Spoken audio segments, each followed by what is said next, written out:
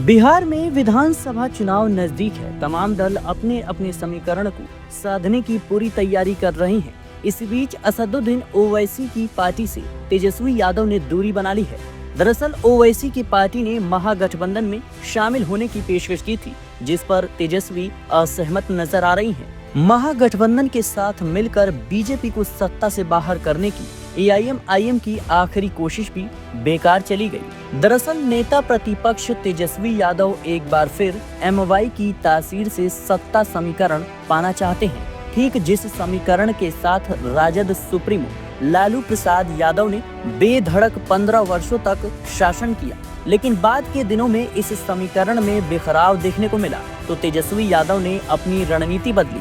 नेता प्रतिपक्ष तेजस्वी यादव ने A to Z पर भरोसा किया, लेकिन वक्फ संशोधन बिल पास होने के बाद मुस्लिमों में जो केंद्र सरकार के प्रति गुस्सा है, तेजस्वी यादव उसे अकेले भुनाने की कोशिश कर रहे हैं। तेजस्वी यादव मुस्लिमों के गुस्से के जरिए एक विकल्प बनने की तैयारी में है। तेजस्वी अगर विधानसभा चुनाव 2025 में कामयाब हो गए तो लालू यादव के समय के एमवाई का प्लेटफॉर्म हासिल कर लेंगे। एक तरह से तेजस्वी यादव के लिए यह चुनाव मुस्लिम वोटरों को आजमाने का टेस्ट साबित होगा। एआईएमआईएम की पैठ जिस तरह से सीमांचल में बढ़ती जा रही है, उससे तेजस्वी यादव की राजनीति को चुनौती मिल रही है। हालांकि 2020 का बिहार चुनाव एआईएमआईएम ने डेमोक्रेटिक सेकुलर फ्रंट में शामिल होकर लड़ा था।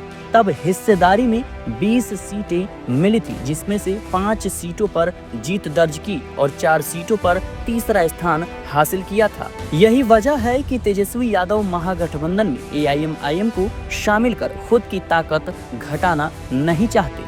नेता प्रतिपक्ष तेजस्वी यादव सीमांचल पर हर हाल में अपनी पकड़ मजबूत करना चाहते हैं। कहा यह भी जा रहा है कि अगर एआईएमआईएम का समझौता महागठबंधन से हो जाता तो हिस्सेदारी की सीटें ज्यादातर सीमांचल की होती।